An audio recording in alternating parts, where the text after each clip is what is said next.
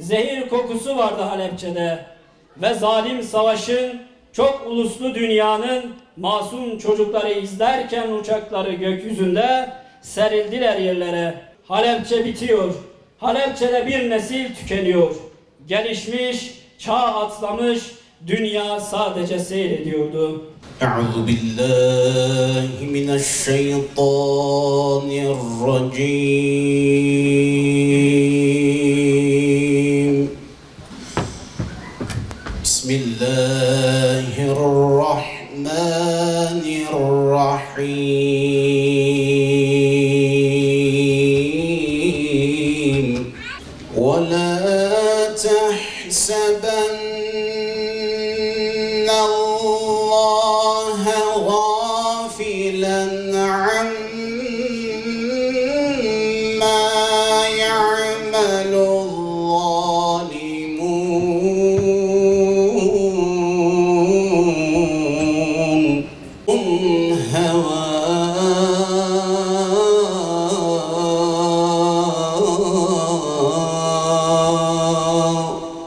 16 Mart 1988 tarihi, tarihin görmüş olduğu en acı katliamın yaşandığı yıldır. 16 Mart tarihini Halepçe katliamını anmadan geçmek büyük bir vefasızlık olacaktır.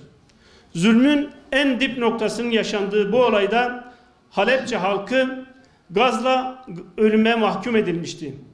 Kucağında bebeğiyle duvar diplerinde yatan o tabloyu da unutmuş değiliz. Halepçe'nin katliamın merkezi seçilmesinin nedeni dini ve siyasi duruşu nedeniyledir. Onlar zulmü kabul etmeyen Müslüman ve onurlu Kürtlerdi. İzzet ve şeref sahibiydiler. Bu nedenle ölümü, izzet ve şereflerini kaybetmeye tercih ettiler.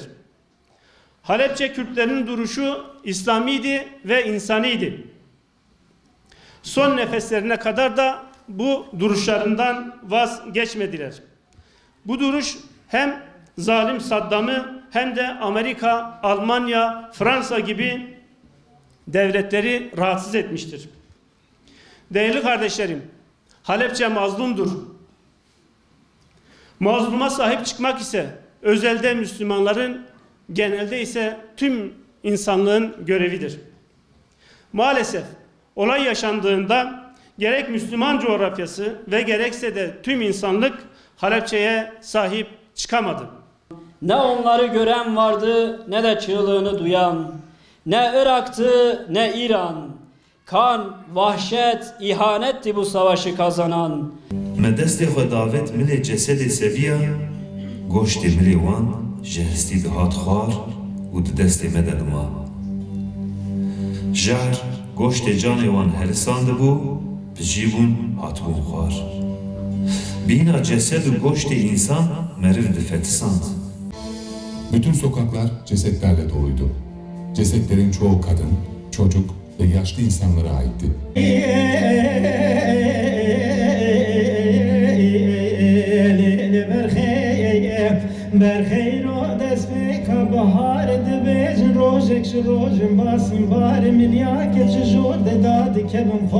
Çocuklar uyuyun, bugün gök kararmış, bulut göğü sarmış. Bugün gök kararmış, bulut göğü sarmış. Dedem anlatırdı, tekin gün değilmiş. Dedem anlatırdı, tekin gün değilmiş. Birazdan ölüm, birazdan ölüm, birazdan ölüm gelecek, birazdan ölüm gelecek. Halepçe, Halepçe.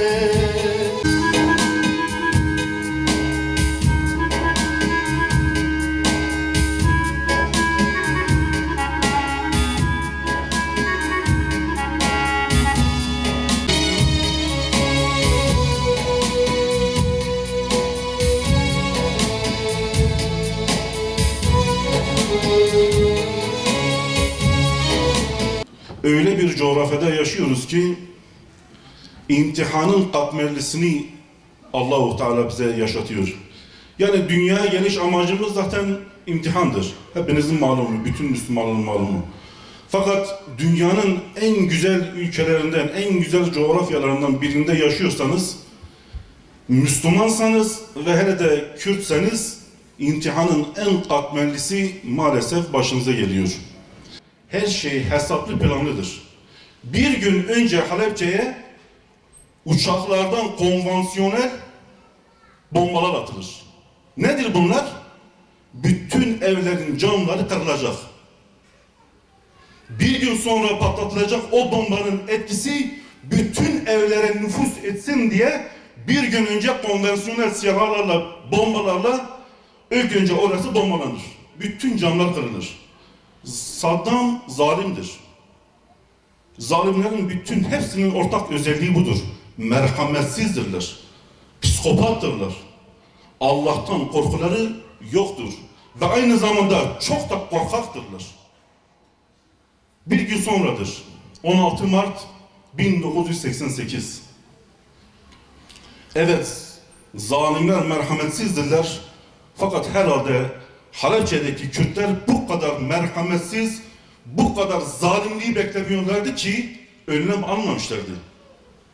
İsteselerdi böyle bir olayın gerçekleşeceğini varsaysalardı dağlara kaçardılar. Başka yerlere giderdiler. Tamam zalimdir fakat bu kadar zalim de olabilir mi hesabını hiç yapamadılar. Saat 11 sıralarında gene havada uçaklar belirir. Halepçe halkı uçakların uçuşuna hazırlıklıdır, alışıktır. O sesleri her gün duymaktadır. Fakat bugün ayrı bir uçuş var. Aradan biraz geçer, bomba sesleri gelir. Çocuklarda bir heyecan, çocuklar koşarak eve gelirler. Anneciğim, babacığım, dışarıda elma kokusu geliyor. Behena sevati. Dışarıda bir elma kokusu var diyorlar. Hakikaten dışarıda bir elma kokusu var. O elma kokusu güzel bir koku olduğu için çocuklar ciğerlerine çekiyor. Gençler ciğerlerine çekiyor. Kadınlar, yaşlılar ciğerlerine çekiyor. Bu ilk saldırıda 6000 Müslüman Kürt can verir. Dolaylı daha sonraki yıllarda sayarsak 38.000 Kürt bu bombaların neticesinde can verir.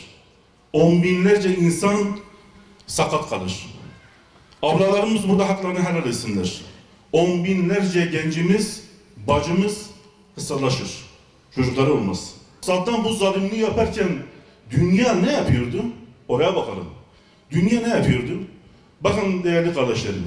Bundan tam 3 gün sonra, yani bu olaydan 3 gün sonra sözüm ona İslam Teşkilatı bir araya geliyor ve bırakın bir kınama yapmayı, 2 kelimelik 2 satır bile bu konuyla ilgili konuşmuyorlar.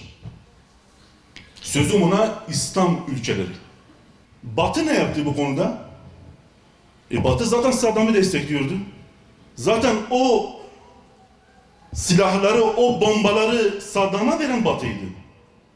Amerika'ydı, Belçika'ydı, Fransa'dı, İngiltere'ydi, Almanya'dı. Yani o silahları Saddam'a veren zaten onlardı. Onlardan bir şey beklemek beyhudedir. Doğu bloku ülkeleri ideolojik yakınlaşmadan dolayı Saddam'la aralarını bozmazlardı zaten. Onlar da seslerini kestiler, görmezden geldiler.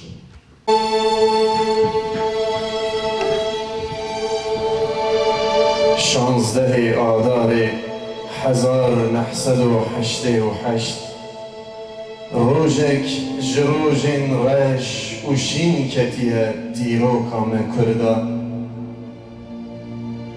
دوی روژه ده لحلبچه نیزی 6000 مسلمان کرد bu bombeyi kimyevi hatın katil kirin. Kimyevi dabun Saddam evan bixabun. Tamam dünyayı dve kabahatı da şerik bun. Ya ilahel alemin liban abdi xuy mümin rahme bike me bewi ali kariya xuy lehem ber dünya perest و نيارا شابك يا رب العالمين يا ربي إيرو لفلسطيني لسوريا لحلبجة لغارقني ويمني لأفغانستان ولشر طرفي ولاة مزوم ومستضعفة ولاة مزومة كم كجي وقتل عام تكرن نحقي تكرن يا ربي ey Hudaym ey Hutiye zintukam tu melle berdesti wan zalimandan nehle ya Rabbi